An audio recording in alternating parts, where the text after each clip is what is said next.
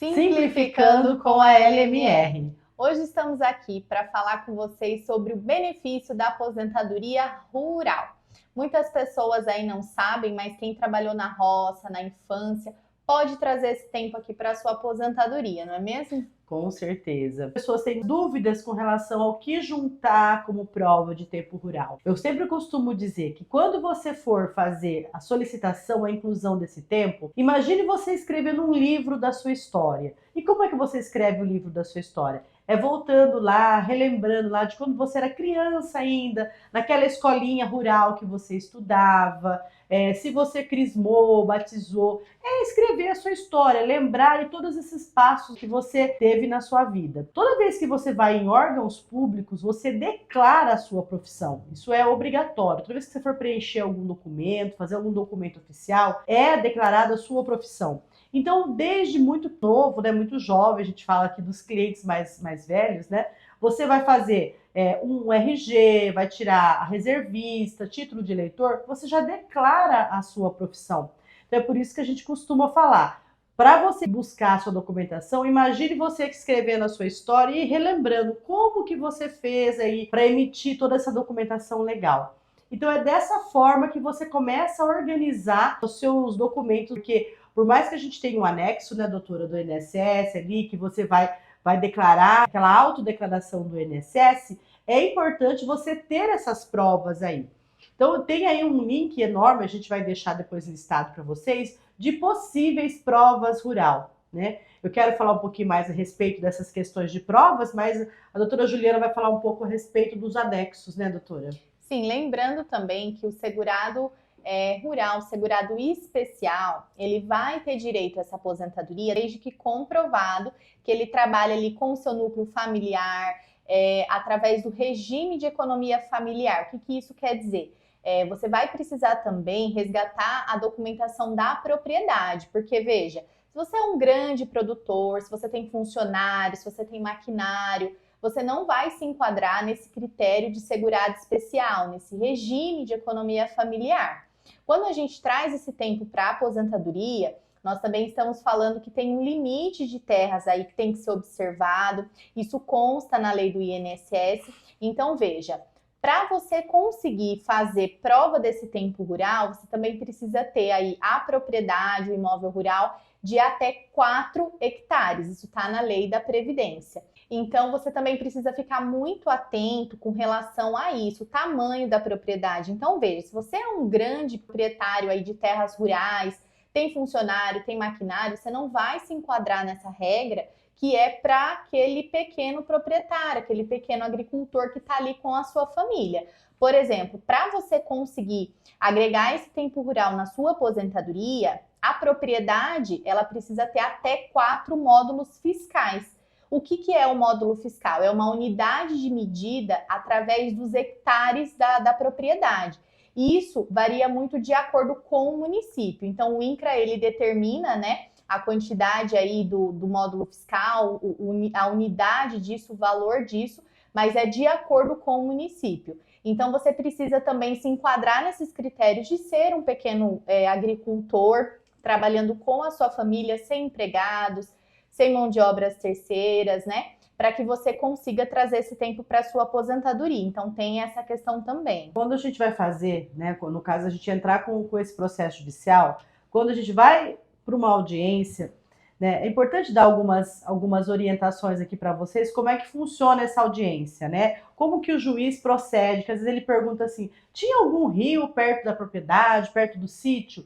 Veja, toda vez que a gente vai fazer orientar e instruir esses processos, é importante que a gente saiba disso. Essas propriedades têm cortes de rios, lagos, e o juiz, quando ele vai fazer, ele sabe que tem já, ele pega lá no Google lá e já fica isso delimitado. Então é importante também que vocês conheçam ou procurem se informar como que era a propriedade, se era um sítio, se era uma fazenda, porque se for uma fazenda, se vocês tinham um pedaço dessa fazenda, se tinha algum rio que cortava, Tudo isso, nas audiências, é questionado. É importante vocês saberem disso também. E além disso, a gente também precisa ressaltar aqui, atualmente, além de vocês reunirem toda essa prova, toda essa documentação, fazer como se fosse esse livro da vida que a gente está trazendo aqui para vocês mesmo, essa estratégia. Vocês vão precisar preencher um documento chamado Autodeclaração Rural. Esse documento hoje ele é um documento obrigatório. O INSS fornece através do site um modelo para preenchimento dessa autodeclaração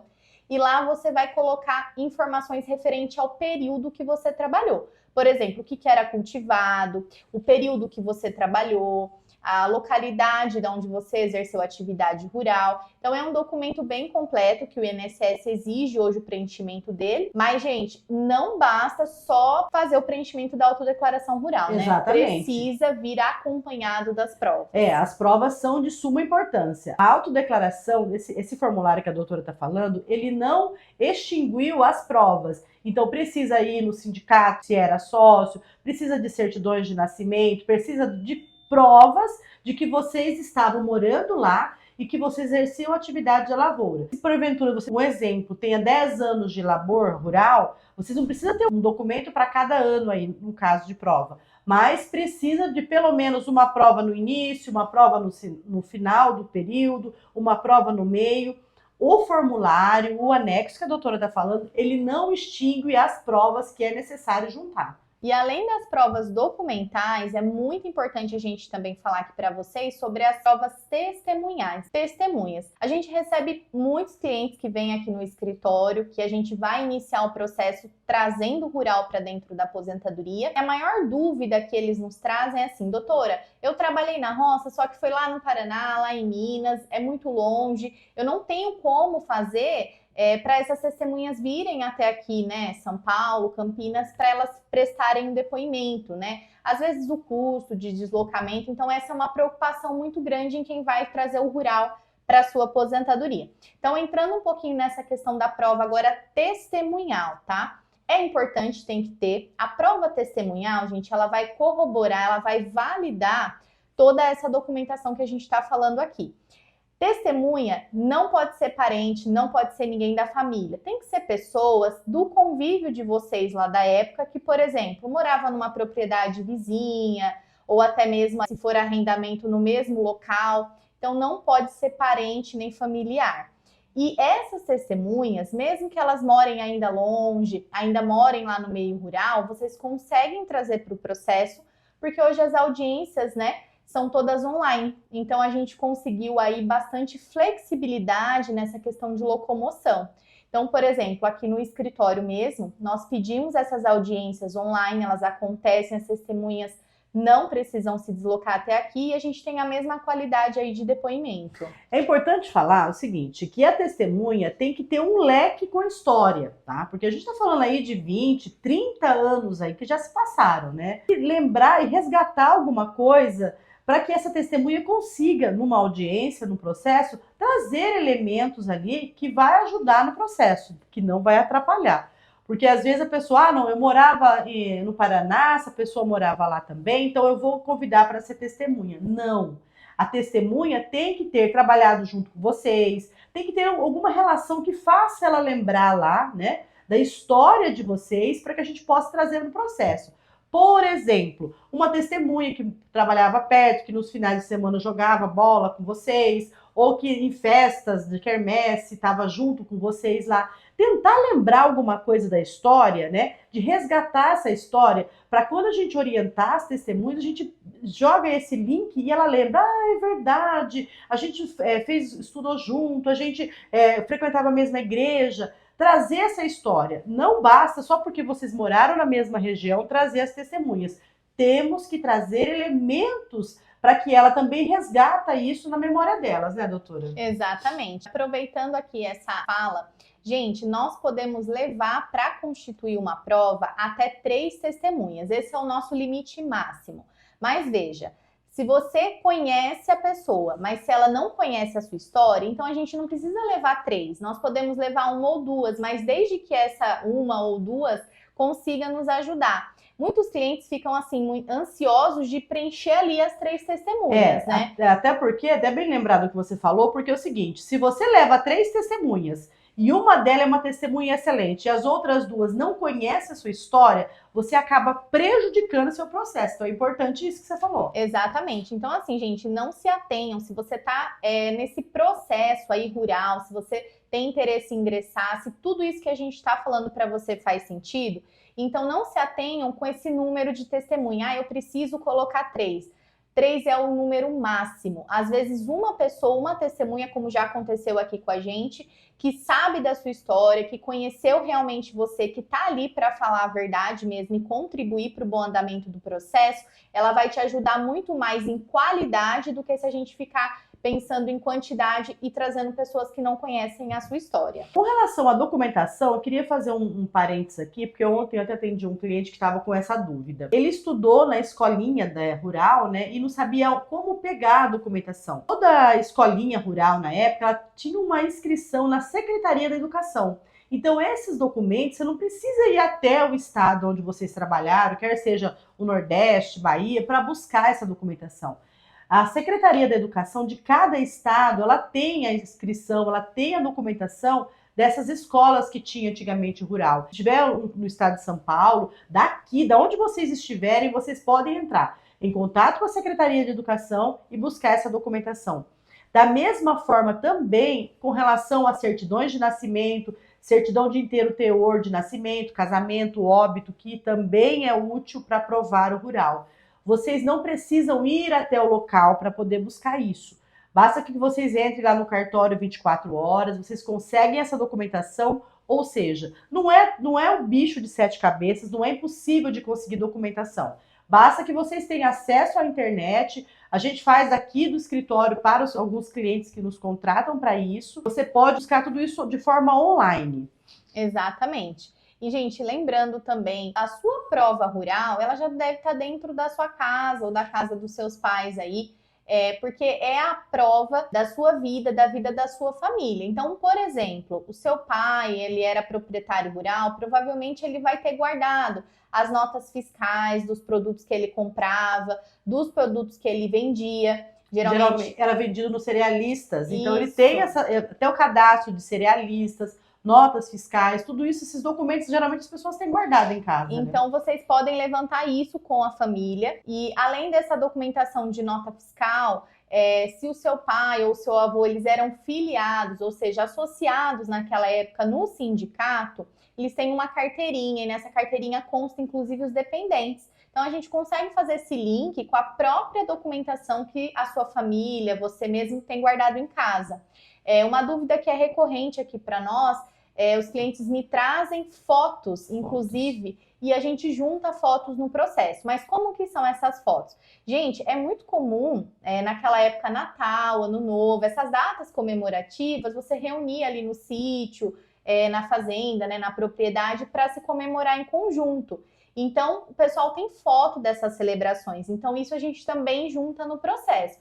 É claro que a foto, ela tem que ter um viés, para trazer que eu estava na propriedade rural, dependendo da foto, a gente até consegue ver de alguns clientes o campo ali atrás, aquele ambiente que a gente sabe que é ali no sítio.